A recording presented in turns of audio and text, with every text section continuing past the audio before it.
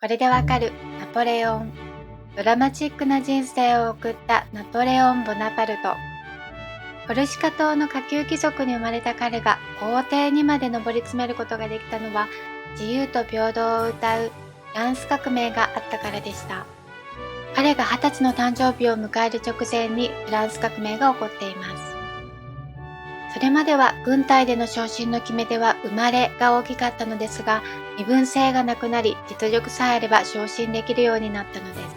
ナポレオンは天才的な計算力を生かし、その波に乗りました。では、英雄とも残虐な侵略者とも言われるナポレオンの生涯と、意外にもド M な一面などのお話をしていきます。1769年、コルシカ島に生まれる。コルシカ島は面積が日本の四国の半分ほどの島で、もともとはジェノバ共和国領、イタリア語が話されていました。ナポレオンが生まれる1年3ヶ月前に、ジェノバ共和国はコルシカ島をフランスに売却し、フランス領になりました。フランスではコルシカなまりを馬鹿にされていたようです。15歳の時、陸軍士官学校に入ります。花形の騎兵科ではなく、地味な砲兵科を専攻。4年かけて修了するところをたった11ヶ月で卒業するという秀才ぶり。数学が得意だったので、大砲で自分の撃った弾がどのようになるか正確に割り出せたそうです。1789年フランス革命勃発。1793年には国王ルイ16世処刑。ロベスピエール率いるジャコバン派が自分たちの思想に合わない人たちを処刑していく恐怖政治と呼ばれる時代が続きます。それにより周辺の王政の国は自国にもその波が来ないようフランスを潰そうとします。第一次対仏大同盟成立。ちなみにこの対仏大同盟は第7回まであります。戦争に勝ったり講和したりでなくなってはまた作られを繰り返します。ナポレオンは次々と軍隊で活躍していきます。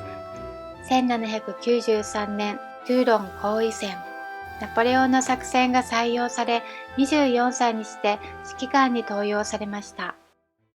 1794年、テルミドールのクーデター。独裁体制に対立するクーデターによりジャコバン政府が倒されました。ナポレオンはジャコバン派でしたし、ロベスピエールの弟オーギュスターの庇護も受けていたことから、ロベスピエール派として逮捕されます。ただ、パリではなく南仏で逮捕されたことにより助かりました。パリでは3日間で約100人が処刑されましたが、ナポレオンが逮捕された時はもうパリの情勢は沈静化していて、10日間で出ることができました。その後、歩兵部隊に入ることはできたのですが、収入は少なく、パリで苦しい日々が続きます。食事は1日1食。擦り切れた服とかかとのすり減った靴を履いていました。1795年、パリの王党派が反乱を起こしたことでナポレオンに運が回ってきます。テルミドールのクーデターの首謀者の一人、バラスが反乱の鎮圧を任せられるものの、軍を動かすことには自信がなかったため、ナポレオンを副官として登用。ナポレオンは見事に反乱を鎮圧。これを機に中佐になり、その後、国内軍司令官に昇進しています。同じ年に総裁政府成立。ジャコバン派の独裁に対する反省から生まれたので、5人の総裁を置き、話し合いで政治を運営しました。理念は素晴らしかったのですが、なかなか5人の意見が合わず、ピンチに対して素早い対応ができないのがネックになっていました。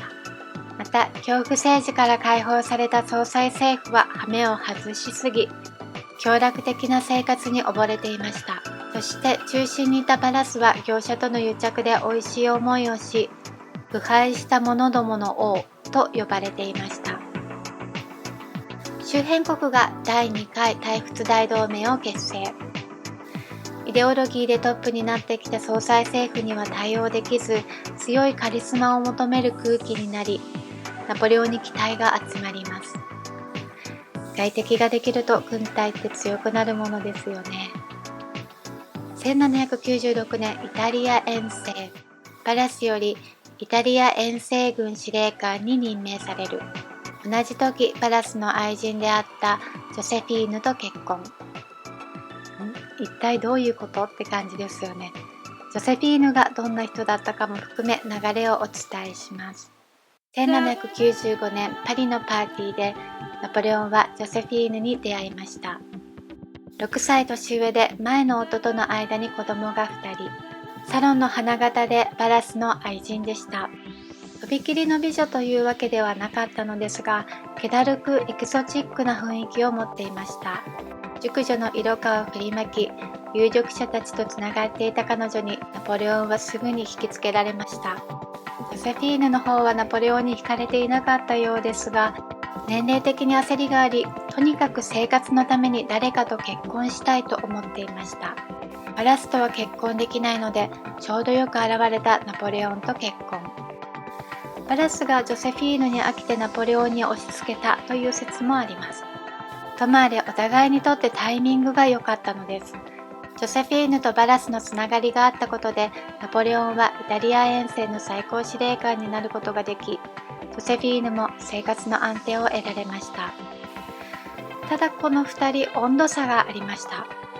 結婚式の2日後、ナポレオンはイタリア遠征に出発するのですが、ジョセフィーヌに夢中だった彼は遠征中にも熱烈なラブレターを送っていました。私は一日たりとも君を愛さずに過ごしたことはない。舞台の先頭に立っていても熱愛するジョセフィーヌだけが私の心にあり、私の頭を占領し、私の思いを奪っているのだよ。ナポレオンを送り続けます。あなたが私を嫌いになることがあったら、その瞬間は私の人生の最後の日になるでしょう。報われなければ愛せないほど私の心が寂しいものであったら、私は私の心をこの歯で切断するだろう。ジョセフィーヌ、ジョセフィーヌ。ジョセフィーヌからの返事はありません。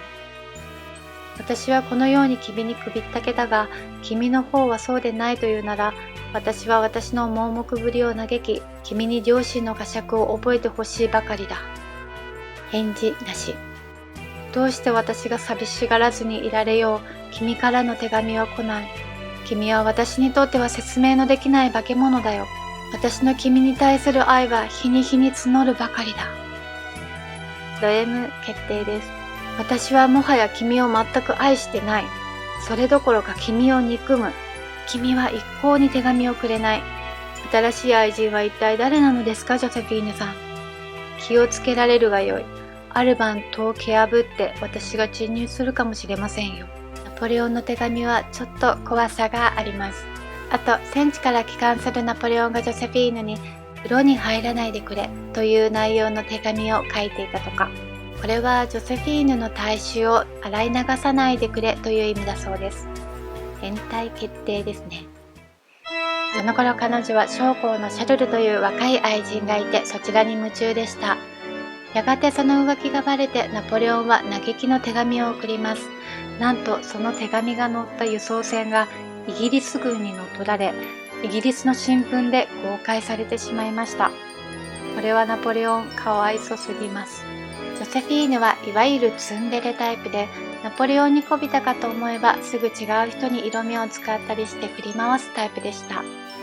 男性の征服欲を刺激するタイプですかね。この後改めて彼との結婚の価値に気づいたジョセフィーヌは、なんとかナポレオンに離婚を思いとどませることに成功。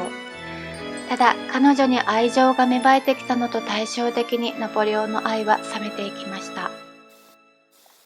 話を元に戻します。イタリア遠征は大勝利に終わりました。翌年エジプトに遠征。この時は負けるのですが大きな発見もありました。ロゼッタストーンを発見。エジプトのヒエログリフを理解する鍵となった石。ついでに見つけてしまうなんてすごいですよね。そんな時、フランスでは総裁政府が国をまとめられていないという情報が入ります。政府は腐敗していて、軍事的にも政治的にもぽっかり穴が開いた状態。ナポレオンは遠征軍をエジプトに置き去りにしたままパリに戻りました。そこで何をするかと思ったら、クーデターを起こします。ブリュメール18日のクーデター。ナポレオンが総裁政府を倒し、統領政府を樹立。ナポレオンが第一統領になります。しかも国民投票で終身投了にまでなりました。命ある限りリーダーであり続けるということですね。さて、どんな政治をしたのでしょう。アミアンの和訳。イギリスとの講和で休戦条約が結ばれました。翌年イギリスはこれを破棄するんですけどね。ローマ教皇と和解。フランス革命はキリスト教に敵対するものでもありました。特権を奪おうとしていた第一身分は聖職者なので、ローマ教皇にも敵対。でもカトリック教徒の多いフランスです。ナポレオンがカトリック信仰を正式に認めました。フランス中央銀行を作って経済の安定化を図る。ナポレオン法廷の制定。私有財産の不可侵、法の下の平等など。あなた方が革命で得た土地や財産というものは誰にも奪われるものではありません。法律で守ります。というもの。これにより人気はより高まります。戦いに強くて国民の権利を尊重してくれる。私たちのリーダーになってほしい。と。そして国民投票により皇帝に就任。もともと君主制に反対して革命を起こした国民だったはずなんですけどね。7割以上の賛成だったそうです。パリのノートルダムで戴冠式を行います。国民軍。この国民軍が強かったのは、何といっても祖国のため、つまり自分たちのために戦うというナショナリズムがあったからでした。フランス革命の時に徴兵制ができていたのですが、それをナポレオンが拡充していきました。革命により、もともと軍を統率していた貴族は自分の身を守るために国外へ逃亡していました。攻め込んでくる周辺諸国に困った革命政府は、亡命した貴族が所有していた土地を国民に分け与えて、国家非常事態と宣言し、革命を守るためフランス人民よ武器を取れと呼びかけました。もし革命が潰れれば逃げた貴族が舞い戻り土地が奪われてしまう。もちろん本気で戦いました。他国の王政の国の人々は王政自体に不満だったので、フランス軍を応援し、物資を提供して援助しました。これがナポレオン軍の強み。現地で調達できるから荷物も少なく移動も早く済みました。1805年、トラファルガーの海戦。ネルソン提督率いるイギリス艦隊に大敗。ここでは負けているんですよね。ちなみにこの英雄ネルソン提督をメロメロにしたハミルトン夫人の動画もありますので、よかったら見てください。アウステルリッツの戦い。ロシア・オーストリア軍を破りました。3人の皇帝が一つの戦場にいたことから三帝海戦とも呼ばれます。この勝利を記念して凱旋門を作りました。30年経って完成だったので、ナポレオン本人は完成は見ていないことになります。1806年、ガイン同盟を結成。西南ドイツ諸国をナポレオンの同盟国にする、つまりナポレオン主導の国家連合ができ、これによりハプスブルグ家のフランツ一世が退位し、神聖ローマ帝国が消滅しました。同じ年、大陸封鎖令発布、ベルリン勅令とも言います。周辺諸国にイギリスとの通商を禁止しました。イギリスは産業革命でものづくりをしていて、買ってくれる国が必要でしたし、穀物は輸入する必要がありました。フランスの資本家は自国の貿易をもっとしたかったので、イギリスと他の国の貿易をやめさせたかったようです。ナポレオンが統一すればできると思っていたとか、ナポレオンも資本家たちに利用されていたのかもしれません。1807年、テルジット条約。プロイセンに結ばせた屈辱的条約。プロイセンの領土を半減し、ワルシャワ大公国を作る。近親者を各国へ。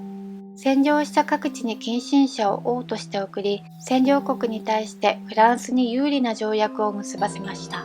各国の人たちはナポレオンに失望。フランス軍を侵略軍とみなして非協力的になり、各地でゲリラ活動を開始します。フランス軍はそれまでのような他国の協力がなくなり、物資調達も難しくなりました。1808年、兄のジョセフをスペイン国王にすると、スペインの民衆は猛反発し、ナポレオン軍の兵士30人を惨殺。これに対しナポレオンは罪のない民衆1万人を虐殺。ジョセフ自身はスペインのゲリラと和解を目指していたのですが、ナポレオンがゲリラ征伐の態度で一貫していました。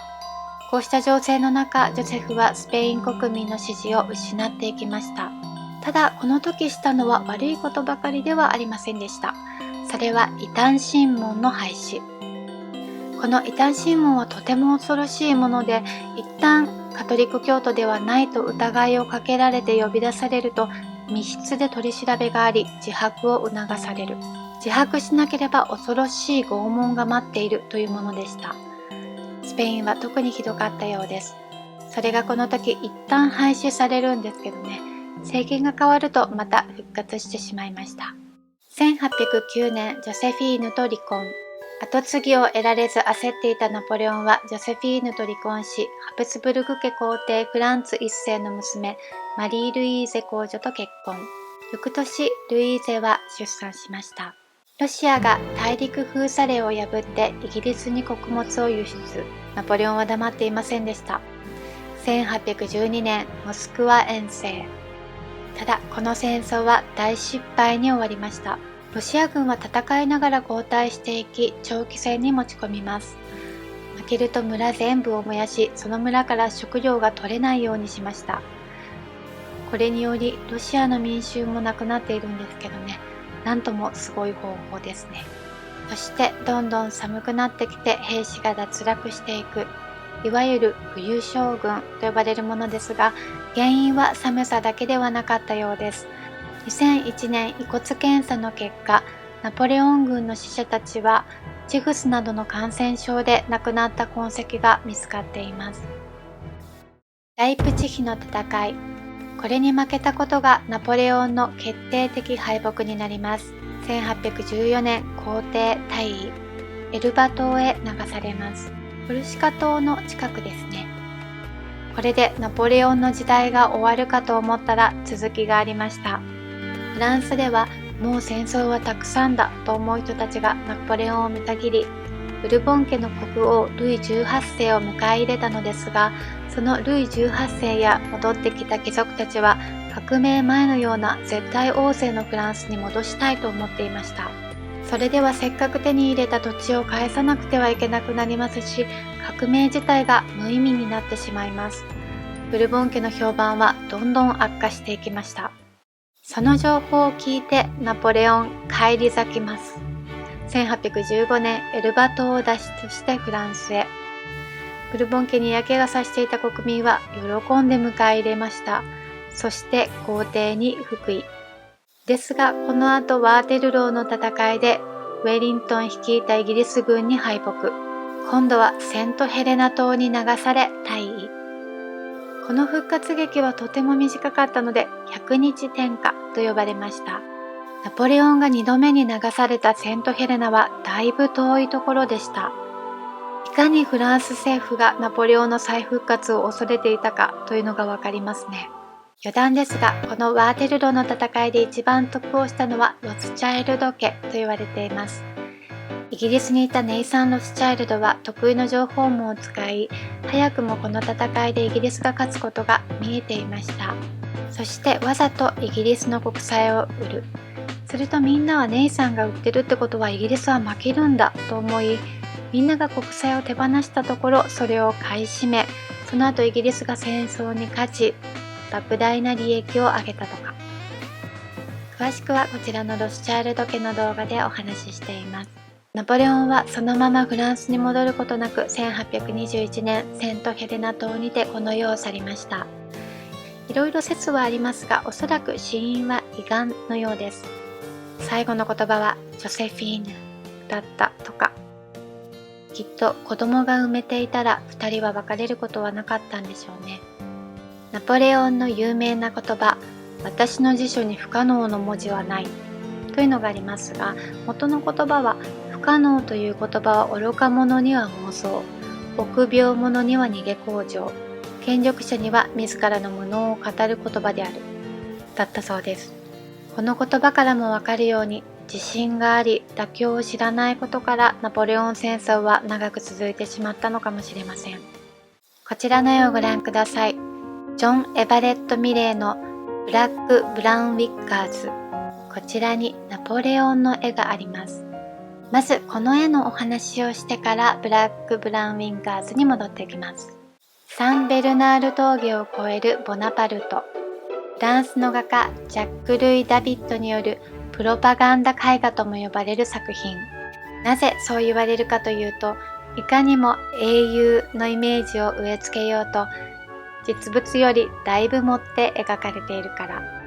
まずナポレオンが乗っていたのはこの絵のような荒馬ではなくラバでしたし、マントも着ていなかったとか。地面にボナパルト、ハンニバル、カール大帝の名が。軍隊をアルプスの向こうに導いた偉大な将軍の名と一緒にナポレオンの名前を入れています。ちなみに宣伝のために5枚も同じ絵があるそうです。相当気に入っていたんでしょうね。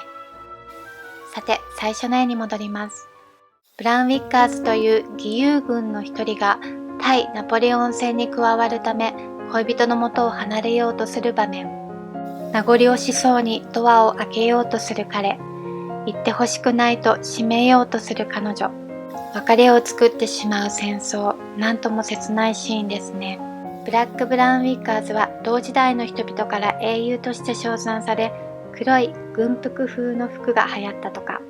さて、激動のナポレオンの生涯、いかがでしたでしょうか。